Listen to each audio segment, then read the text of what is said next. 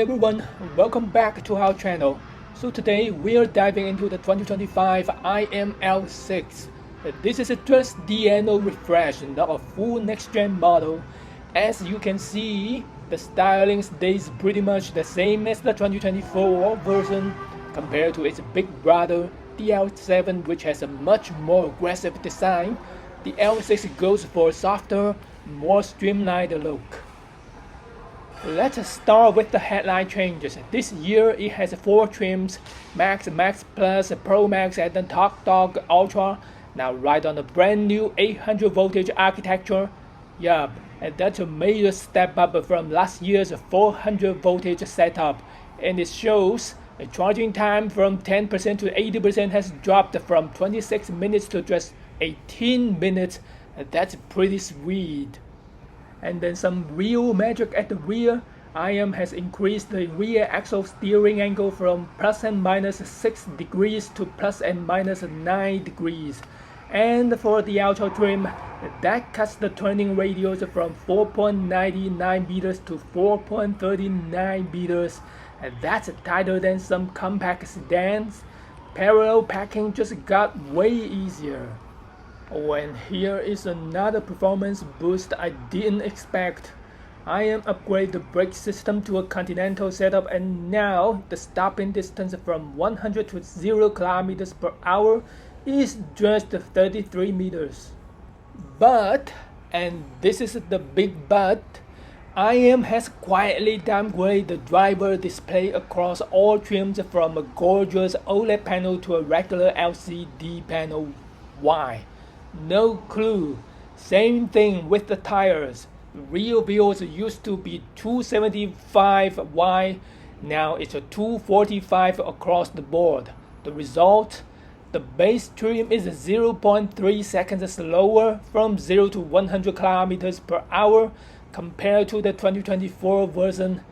But if you step all the way to the top trim, you still have the same performance. 0 to 100 in just insanely 2.74 seconds, which is even faster than Model 3 performance. As you can see, the LiDAR unit up front is actually smaller than last year's, which is nice. And check this out.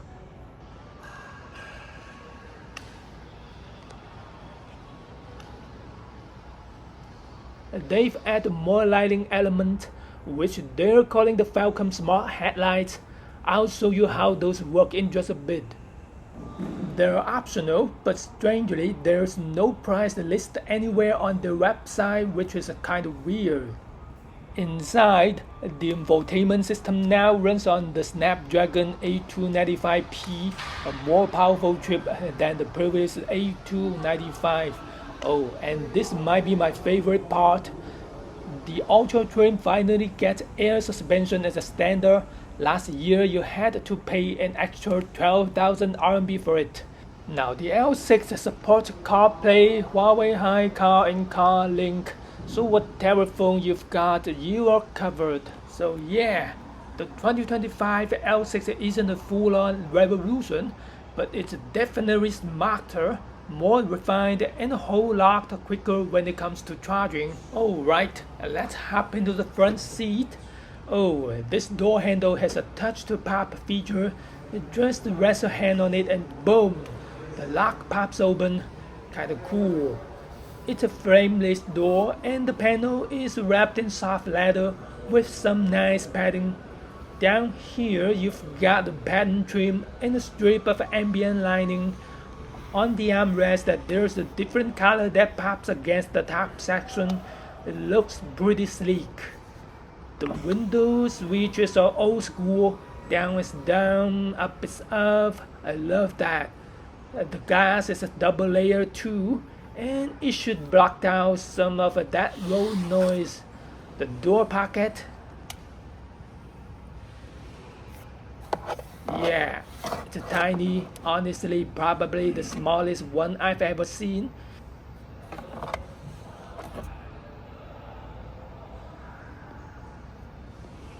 And here's the central lock button with a flush door release button right next to it. This is the 2024 door panel. Which one do you prefer? The driver's seat is powered, but does it come with extendable thigh support? Let's find out.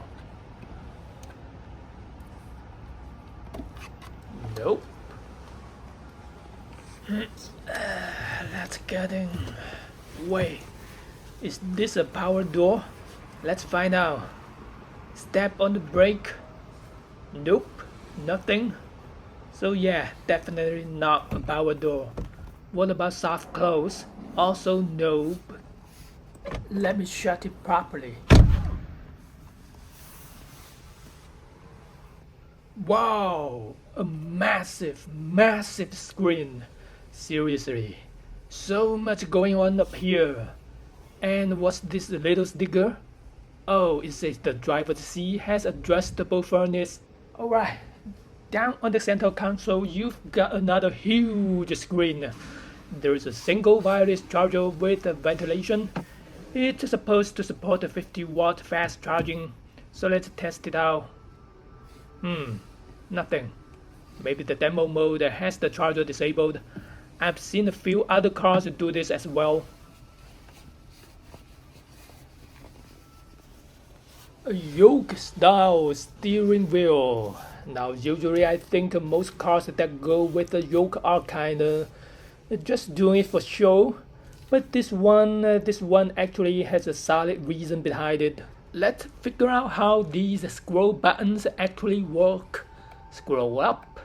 Oh, this must be the digital rear view mirror. Push it to the right and boom, some widgets pop up on the right edge of the driver display. Immersion. Not totally sure what that means. Then you've got navigation, music, energy consumption, mileage, G-force readout, tire pressure, and of course a good old clock, pretty packed with info actually. Now the left scroll wheel, let's try push it left. Nope, nothing. Right, still nothing. Scroll up, nah. Down, no, nothing. What the heck is going on here? Well, the only way to make it work is to press it. It starts playing music right away.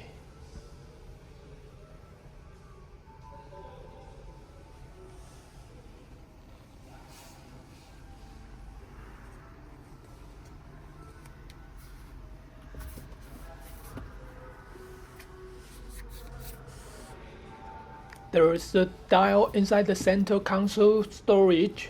Is it a fridge? Let's turn it and see.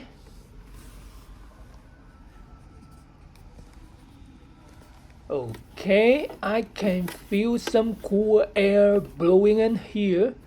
But no, I don't think it's a real fridge.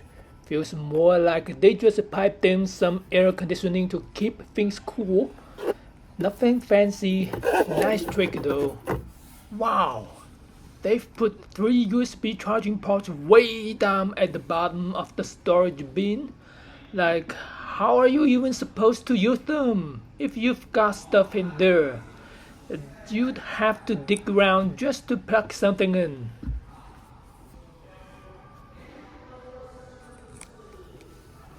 Let's dive into the infotainment system. Does it have an English UI? Hang on, let me poke around for a second and see if I can find it.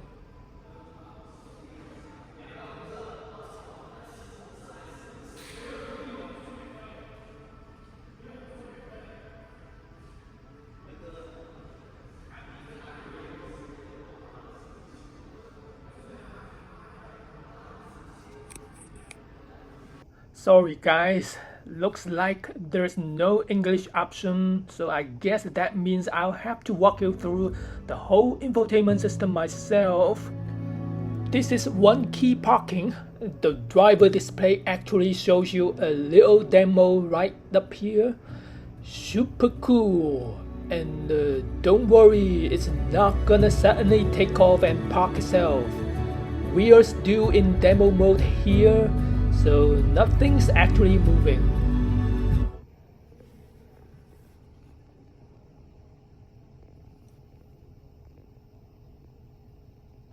You've got your drive modes right here on the main screen: Comfort, Eco, Sport, and Custom. Pretty standard stuff.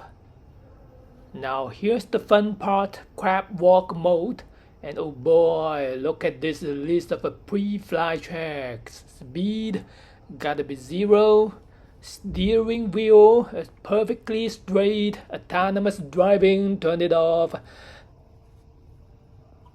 360-degree camera, better be ready. Vehicle system needs to be good to go. And don't forget, super energy saving mode has to be off too. Let's see what happens if I hit the enter button. Well, a 360 degrees wheel just popped up. Now let's check out the car settings. First, drive control. You have smart LiDAR, digital chassis. And what about the custom? You can change your power, Eco, Standard, Sport, and Brake. Also comfort, Standard, Sport, and steering wheel, light, mid, and hard. What about this sport mode? No, nothing special. Well, I can't activate this super energy saving mode. Well, there's also a lit option. You can turn off the autonomous driving hardware, daytime driving light. This might be the ambient light, and the center console screen. You can turn this off. Oops. Hey, it's back on. Okay, let's move on. Energy regen, that you can turn it off or low or set it to standard. Auto parking, ICS, smart, comfort, brake, and the last one should be ECS or ESP.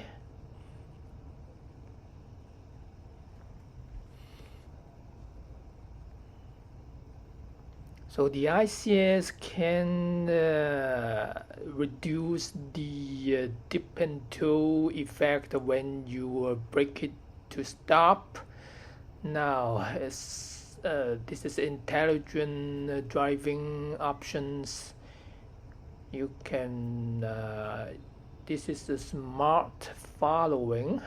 When a human or autonomous driving runs, you can double click some kind of cars in front of you, and the car should just follow the specific car that you just selected, I think.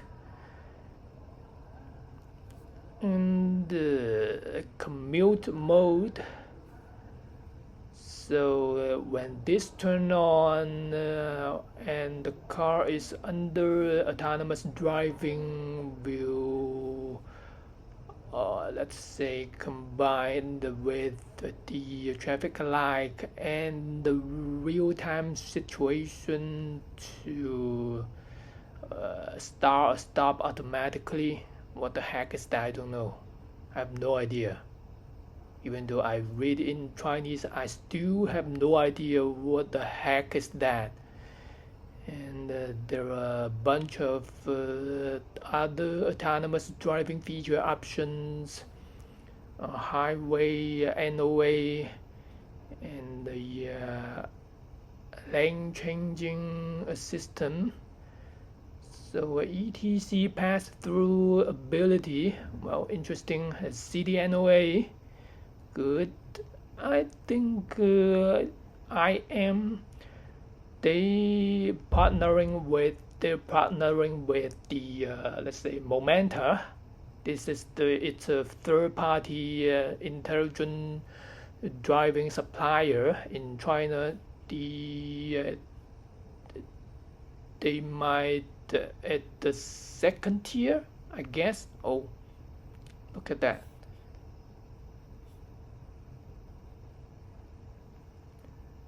This is a valley parking, and trust enforcement. What's that?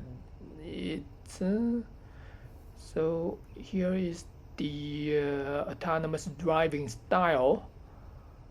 Wow, you can have soft mode, standard mode, and some nimble mode.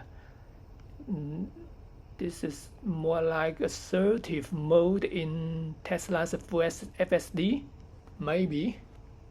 It shows dynamically adjusts the lane deviation based on the real-time traffic conditions. The vehicle may cross the solid line to borrow a lane when necessary. And then you can change the following distance. They have 5 different options in here, and you can use the scroll buttons on your steering wheel to change this following distance. So when you activate it, you long push to the right if you want to activate it. Well,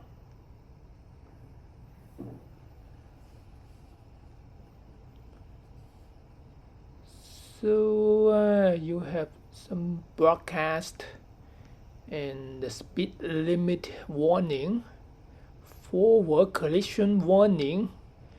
You can set low, middle, and high sensitive, and AEB options, and rear collision assistant, and it can even detect some kind of cars coming from the rear side. So the lane deviation assistant mode, this should be the emergency lane keep mode.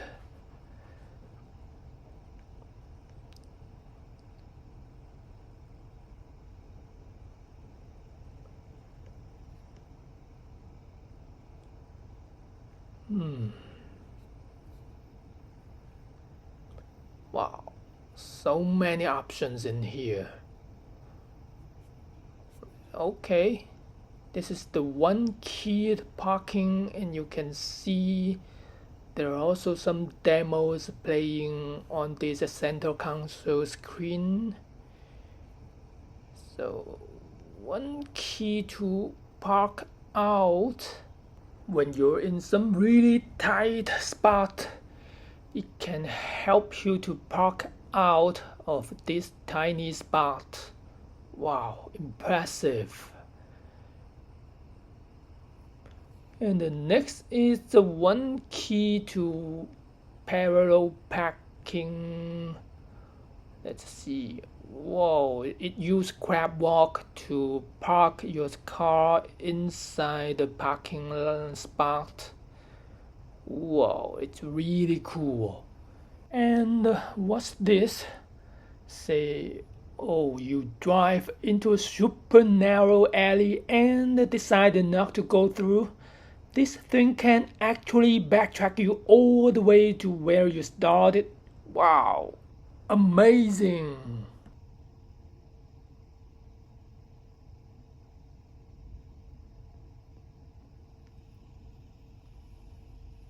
And this, yeah, it'll squeeze you right through those annoying width restrictors.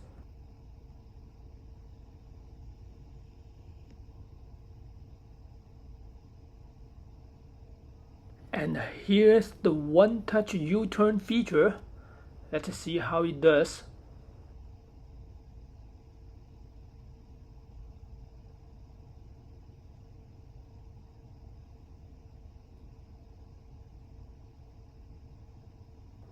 Wow, thanks to rear wheel steering, this thing can handle so many seriously tight spots.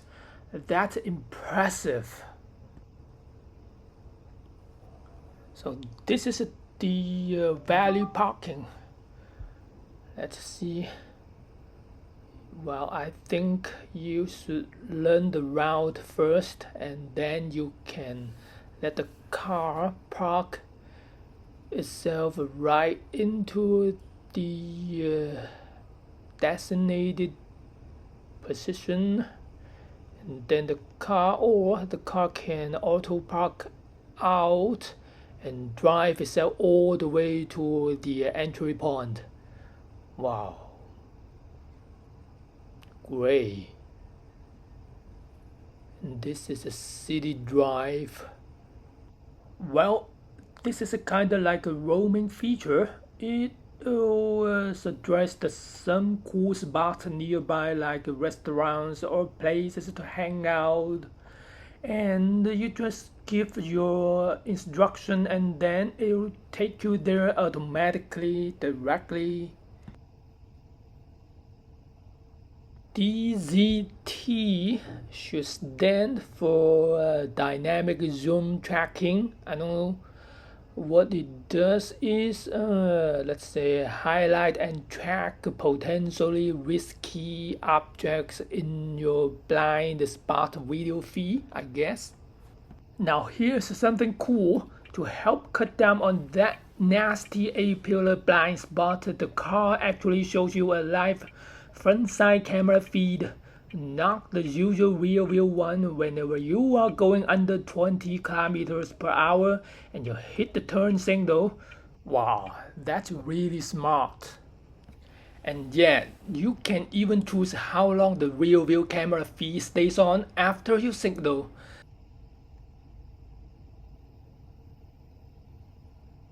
This smart rear view blind spot camera feed will pop up automatically when AEB kicks in or using the pixel LiDAR to express something. Man, so many options in here. You also have sentry mode, parking photos, which means if snap photos once you park your car.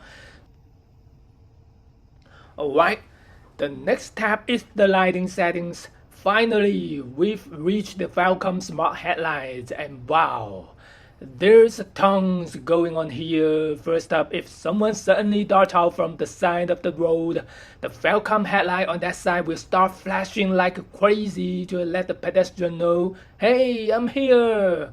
And when the pedestrian's crossing the street, the Falcon headlights actually light up the crosswalk. And when you're rolling through an intersection, the Falcon headlights don't just sit there, they light up the whole crossroad, so you've got way better visibility. And of course, it doesn't stop there.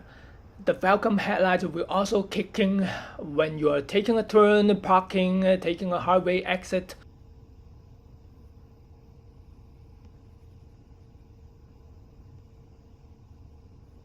When the front collision warning, or AES, which stands for automatic emergency steering system, drops into action. Basically, if something is going down, these headlights want to make sure you're not left in dark. Check this out. There's a pixel taillight customization too. When the car's on autopilot, the rear lights actually spell out auto driving to let everyone know it's handling things on its own.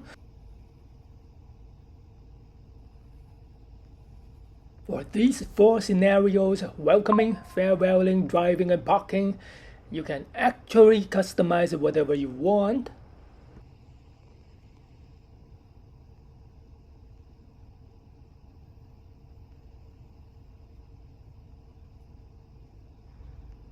And if you are stopped for a pedestrian to cross, it flashes a little message to the cars behind you, something like, hey, be patient, which honestly is kind of brilliant.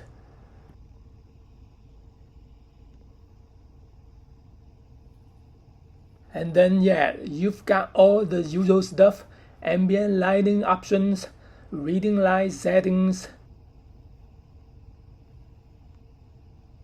headlight off delay, and even headlight height adjustment, pretty standard.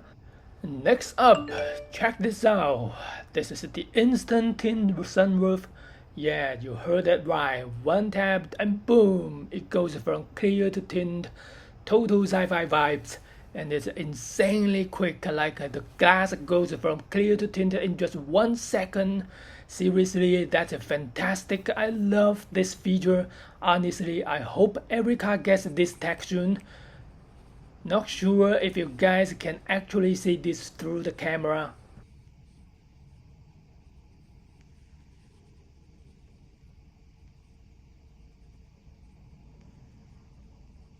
Alright, let me switch the back half of the sunroof to clear. Yeah, now you guys should be able to see that big IM logo light box on the wall pretty clearly. And then I switch it back to full tint. Boom! The light box disappears. Alright, now the front half's back to full transparent. Look at that. You can see the showroom ceiling clear as a day. And switching back to full tint. Boom! Totally back down. Nothing to see now. Man, this is awesome. It blocks the blazing sun at noon, and when the stars come out, you've got the perfect night sky view. I'm all in on this feature. And yet there's AI on board that will handle the tinting for you. Once I turned on the AI function, the sunroof instantly switched to full transparent. Makes sense. It knows we're indoors and it's keeping things nice and clear.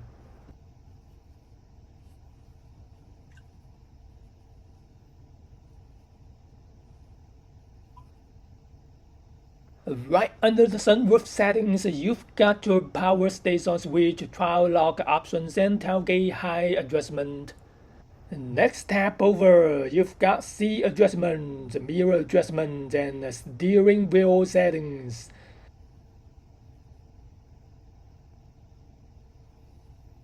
But here's the weird part.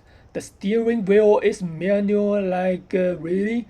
With all this tech packed in, you can save your seat position, your mirror angles, but not the wheel. You've got controls for the passenger seat and even adjustments for the rear seats too.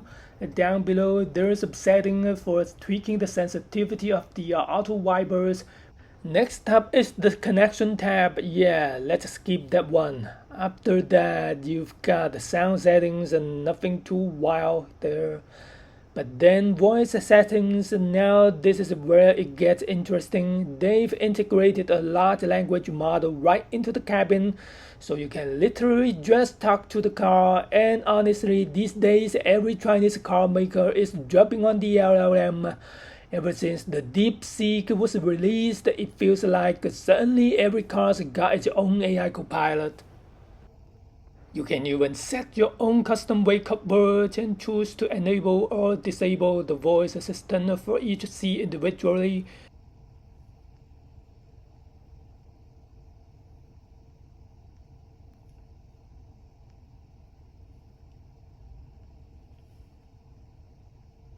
Oh, and right here you've got a handy cheat sheet with all the voice commands. Next up, display settings. You can tweak the color scheme for the driver display.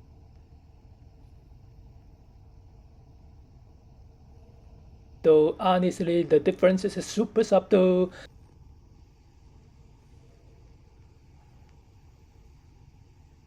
Like blink and you'll miss it. And hey, if you are into tiny visual tweaks, it's there. Oh, you can actually set a separate color scheme just for the video display area. Nice little touch.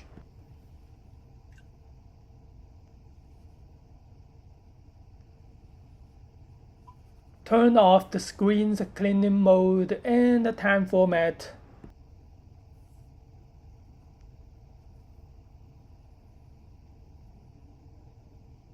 General settings. This is where you handle the basics. You can update the car system here, of course.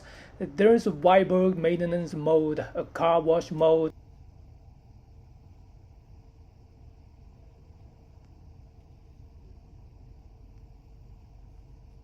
and even an option to shut the whole things down. Yeah, no thanks, I'm not gonna press that one. Man, there are so many settings packed into this car system, like it's a whole playground in here. But what really blows my mind is the chassis stuff. So yeah, here's a grayed out button that just says please wait for more, which probably means more features are coming soon. We're not done yet, there's still more packed into the other apps. First up, the personal center. This is where you can manage your car keys and set up user profiles. Alright, the next one's called the Team Up app. Basically, you can square up with other IM cars to take a road trip together. Everyone in the group can share their real-time location and even send messages if something unexpected comes up. Kinda like turning your cars into a rolling convoy with walkie-talkies built in. Hold up, what's this? Oh yeah, I think I just found the same killer feature I've got in my L9. This is the if this then that style automation system. Let's dig in and see if it's got the same deep list of options or maybe even more. Time,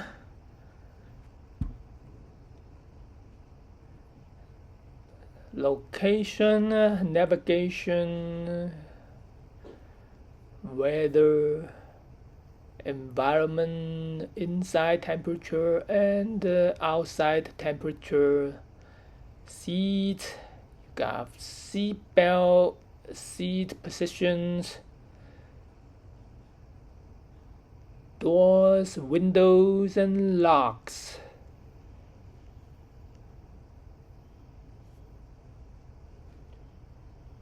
Driving, you've got a range, battery SOC, and the gear, speed, and the driving mode.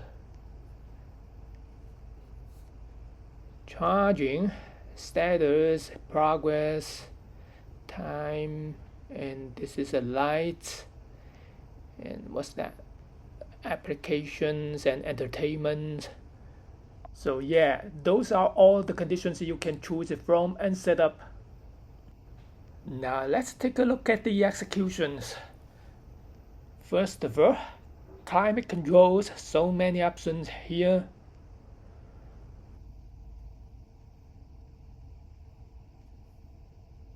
Windows, doors and locks. The first one is for adjusting the sunroof, tailgate, the charging port flap, and each door lock.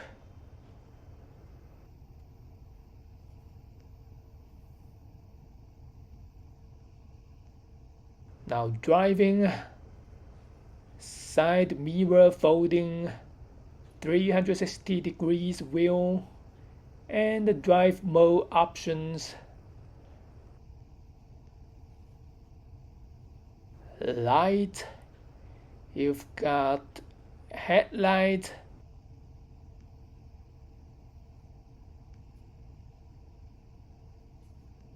reading light, ambient light, and the pixel light bar. Seat, heating, and the ventilation. The list still goes on. Navigation, application, you can launch any app in this endless list. Crazy.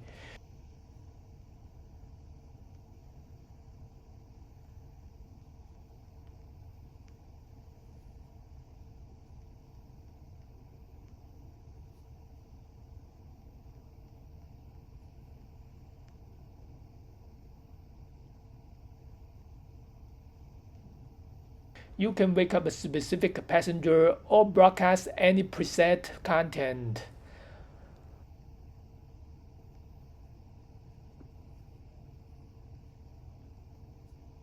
Multimedia control,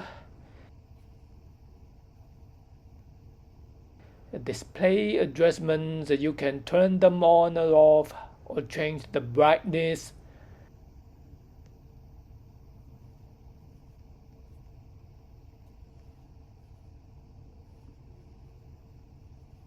sound settings.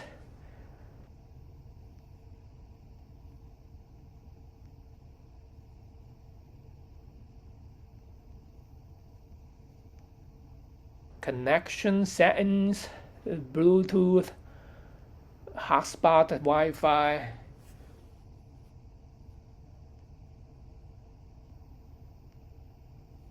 And there are some preset modes too, like camping mode, pet mode, and nap mode. So over here you got what they call retro assistant, kinda cool. You can set up stuff like anniversary date or flip the car into commuting mode.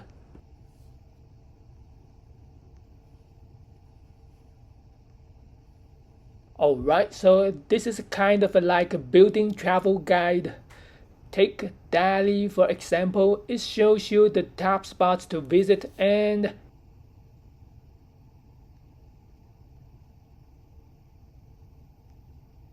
even plays Douyin videos right next to them. And if you are not familiar, Douyin is basically the Chinese version of a TikTok.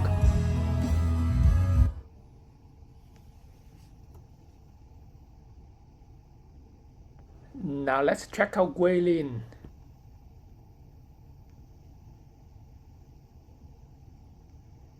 The video is introducing Yulong River.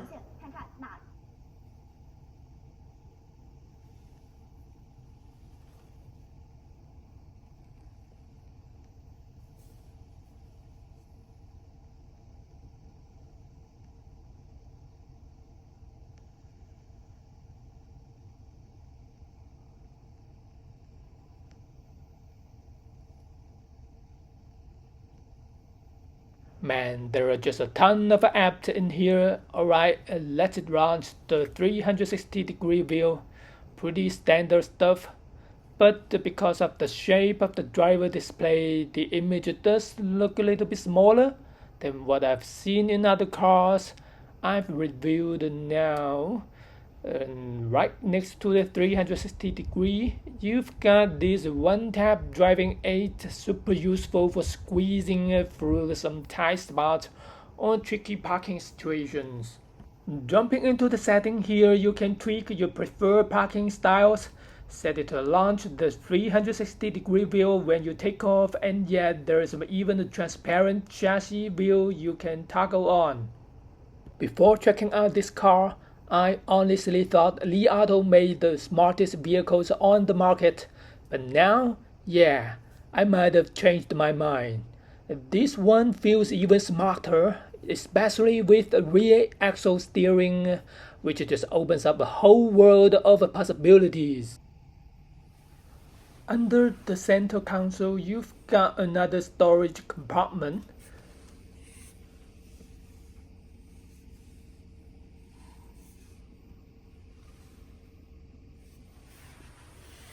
And over the door pocket, there's a little sticker showing you where the manual door release lever is. There's no glove box, which is not good. Up top, you've got an in-car camera, hazard warning light button, and a couple of reading lights.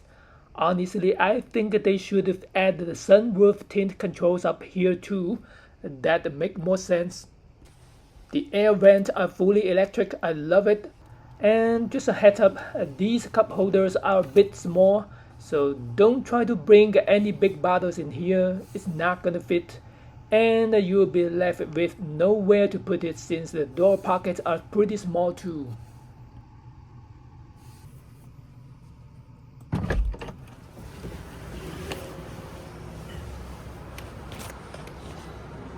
Alright, let's hop into the back seat.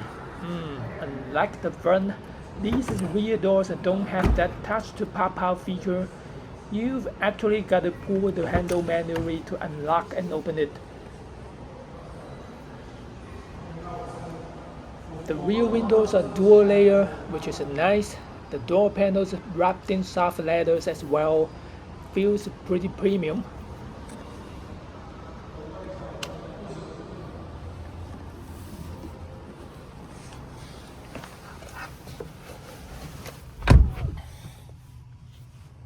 Okay, you can use this button to heat the seat, and this one lets you recline the seat.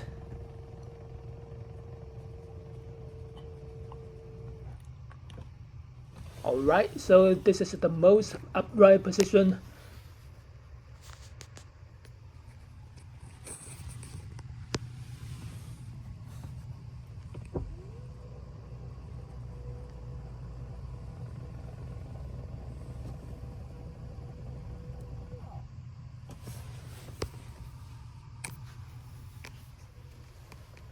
And now fully reclined. Nice. The headroom is enough for me. For your reference, I am 1 meter and 71. This right here is a magnetic mount. Super handy for snapping your tablet or other accessories into place. Leg room's actually pretty decent back here, but the seat base feels a bit low. It doesn't really give my thighs much support.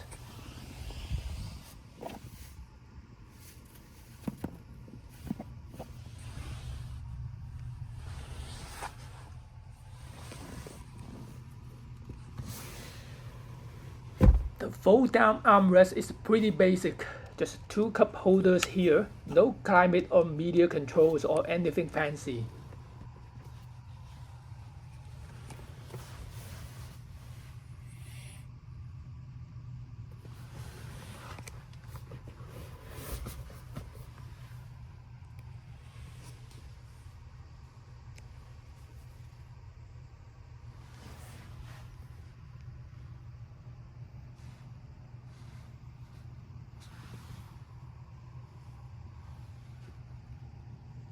The sunroof's fully tinted, so I can barely see through it.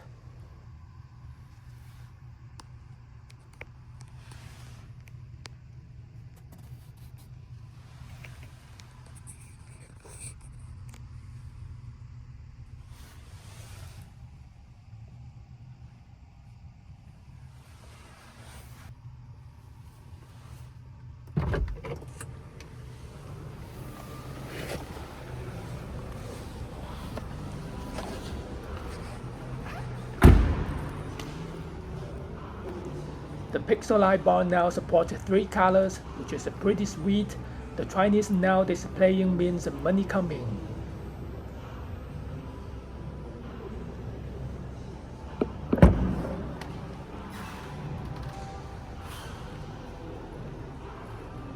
As for the trunk, it's not huge, but honestly it gets the job done. And if you need more room, you can fold the seat backs down completely flat to load up some larger stuff. Let's check out the underfloor storage.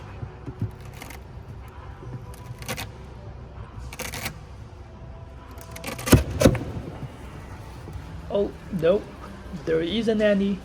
Once you lift the cover, you are staring straight at the high voltage components. Kinda surprised that there is no warning label here. That feels a bit risky, honestly.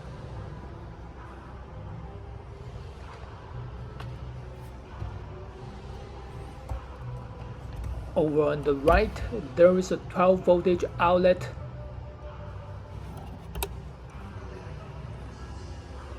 The trunk is quite deep. It's about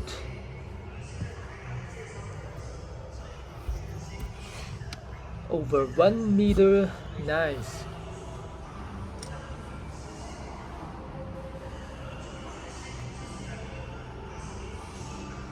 The trunk's a little tight on width too, not super spacious side to side.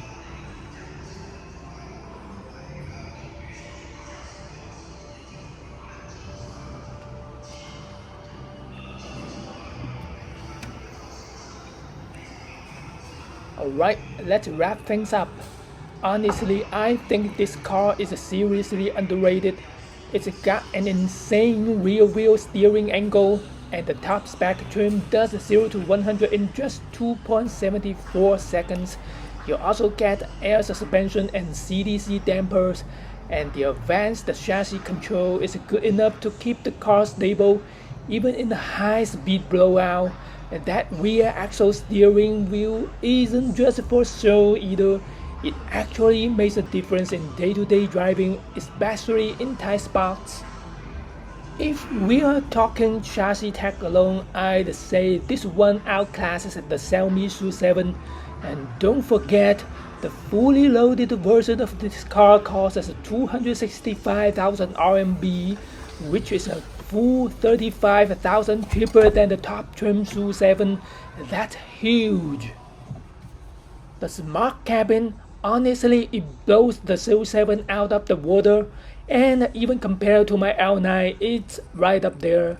As for the autonomous driving system, it's powered by Momenta's solution, currently one of the top players in China's second-tier ADAS field. So overall, this is a seriously high-value sedan. The only real issue, I think, is marketing. Performance isn't the problem. It's just that the brand hasn't made much noise. It's a part of a Shanghai auto group, and maybe they just don't move as fast as the top-tier EV startups when it comes to promotion. But this 2025 refresh adds a ton of new features without bumping up the price, and that instant tint panoramic sunroof, super tempting. So yeah, maybe this will be turnaround this car deserves. That's it for today's video. Hope you enjoyed it. Make sure to like and subscribe, and I'll see you in the next one with more updates on China's smartest EVs. See you. Goodbye.